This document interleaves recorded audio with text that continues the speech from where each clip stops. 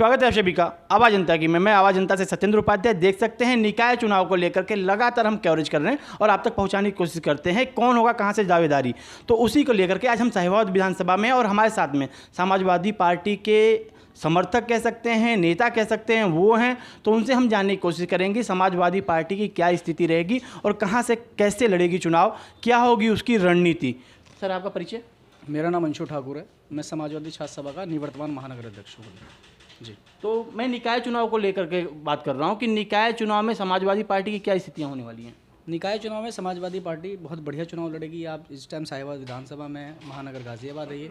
गाजियाबाद में जितने वार्ड हैं सब में समाजवादी पार्टी के प्रत्याशी लड़ेंगे, मेयर लड़ेंगे और बहुत बढ़िया इस बार रिजल्ट आएगा। जिस तरीके से आप उत्तर प्रदेश में अभी आपने देखा कि चुनाव में समाजवादी पार्टी ने बेहतरीन प्रदर्शन किया है, इसी तरह निकाय चुनाव में समाजवादी पार्टी। आप एक युवा हैं, युवाओं को लेकर के भारतीय जनता पार्टी काफ़ी टाइम से कहती है कि युवा सोच, युवाओं का रुख, तो वो अपने साथ कहती हैं। तो लेकिन आज के टाइम में समाजवादी पार्टी में युवाओं की स्थिति क्या हो सकती है? समाजवादी पार्टी में युवाओं की स्थिति है।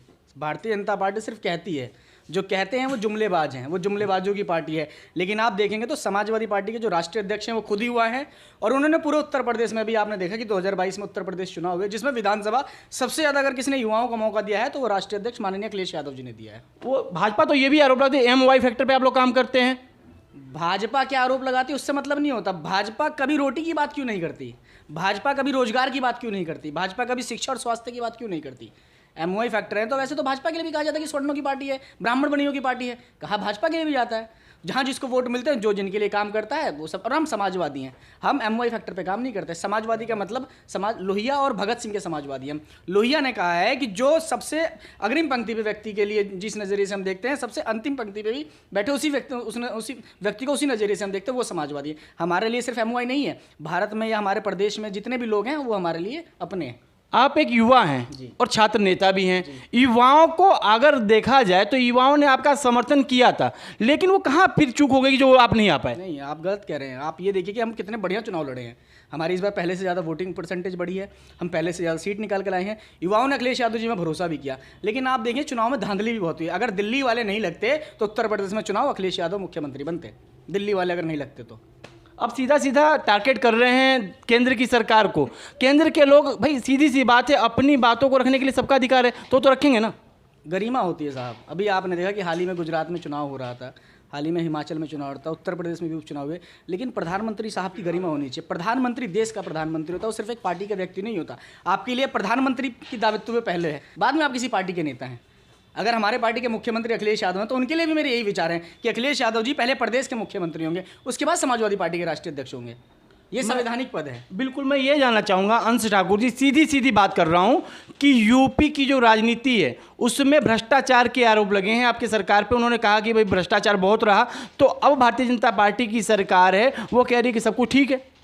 उन्होंने बस आरोप लगाया, आरोप सिद्ध नहीं हुआ। इन्हीं की सरकार ने क्लीन चिट भी देने का काम किया था हमारे राष्ट्रीय अध्यक्ष को। समाजवादी पार्टी ने काम किया है, ये काम नहीं कर सकते, सिर्फ जुमले फेंकते हैं। और भ्रष्टाचार की बात करें, इनके नेता बलात्कारी हैं, आपको पता है जेल में घूम रहे हैं। इनके नेता के जो केंद्रीय मंत्री हैं उनके लड़के थार चढ़ा रहे हैं किसानों पे। आप किस भ्रष्टाचार की बात कर रहे हैं? इनके बनाए भाजपा सरकार में, अभी की ताज़ा न्यूज़ बता रहा हूँ, आप लगातार समाचार से हैं, आपको पता होगा जो भारतीय जनता पार्टी की सरकारें बन रही हैं वो हाथ से खदोड़ने के बाद सरकार सड़क उगड़ जा रही हैं। तो आपको पता चलेगा कि भ्रष्टाचार कहाँ है। भारतीय जनता पार्टी के किसी काम में भी कोई काम साफ से नहीं हुआ, कोई काम नैतिकता से नहीं हुआ, सिर्फ भ्रष्टाचार की प्रकाष्ठा भारतीय जनता पार्टी ने फैला रखी है। देखिए, आरोप तो लगते रहेंगे, आरोप आप पे बहुत सारे हैं, लेकिन फिर भी मैं दो चीज़ों को लेकर के आता हूं कि समाजवादी पार्टी की रणनीतियां क्या होंगी 2024 को लेकर के। समाजवादी पार्टी की रणनीतियाँ ये होंगी कि युवाओं को ज़्यादा से ज़्यादा रोजगार देने की बात हो, युवाओं के लिए शिक्षा हो, युवाओं के लिए, लोगों के लिए स्वास्थ्य हो। जो भी उत्तर प्रदेश की जनता को ज़रूरत है धरातल पे, सिर्फ बातों से नहीं। हम जुमलेबाज वाले नहीं है कि हम जो जुमला फेंक देंगे।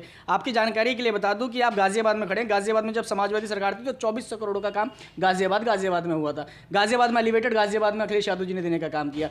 हिंडन का जो हाईवे है पिछली 5 साल के बाद ये भारतीय जनता पार्टी सरकार बना पाई, जो अखिलेश यादव जी ने बना के दिया था। अगर वो अखिलेश यादव जी बना के नहीं देते तो गाजियाबाद पे 2-2 घंटे का हमें जाम झेलना पड़ता। नहीं, पीछे फीता आपने काटा, आपका फीता उन्होंने काट दिया, तो इसमें क्या दिक्कत है? आप फीता काटने की बात कर रहे हैं। मेरा नाम अंशु ठाकुर है। एलिवेटेड रोड का उद्घाटन मैंने ही किया था, मेरे साथ मेरे और 3 दोस्त थे जो हम समाजवादी पार्टी के हम कार्यकर्ता थे।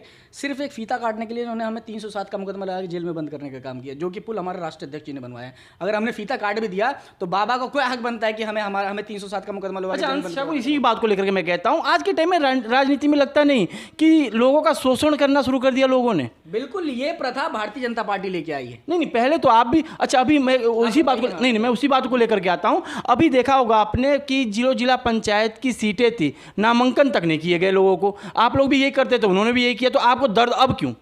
कहाँ बताए, हमने कभी पर्चा छीना है? कहा है उन्होंने?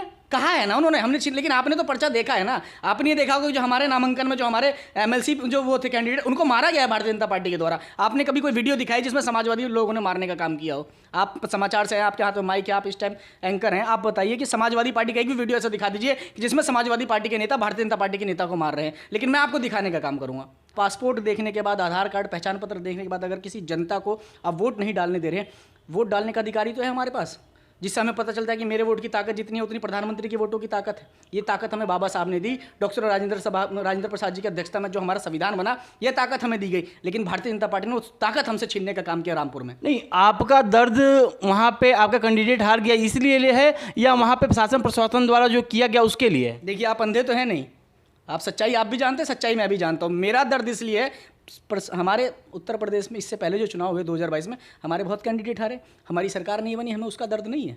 भाई, जनता को हम पे भरोसा नहीं मिला है, जो भी खेलो वो अलग बात है। लेकिन जिस तरीके से रामपुर में वोटरों को मारा गया, एक खास वर्ग को टारगेट किया जा रहा है जो समाजवादी पार्टी के हैं या जो मुस्लिम लोग हैं, उन्हें टारगेट करके आप वोट नहीं डालने दिया जा रहा, उस चीज़ का हमें दर्द है कि हमारा मौलिक अधिकार, हमारा संवैधानिक अधिकार जो हमसे छीना जा रहा है, उस चीज़ का दर्द है। और इसकी जो सच्चाई इससे सामने आ रही है कि जिस तरीके से आपको पता होगा कि रामपुर में जो चुनाव हुए उसके लिए एक याचिका भी डाली गई है, जो कि हमारे चीफ जस्टिस ऑफ इंडिया माननीय न्यायालय ने एक्सेप्ट कर लिया, उस याचिका को एक्सेप्ट कर लिया, खारिज नहीं किया, क्योंकि उन्हें भी पता है कि रामपुर में किस तरीके से धांधली हुई है, किस तरीके से जनता का मौलिक अधिकार छीना गया है।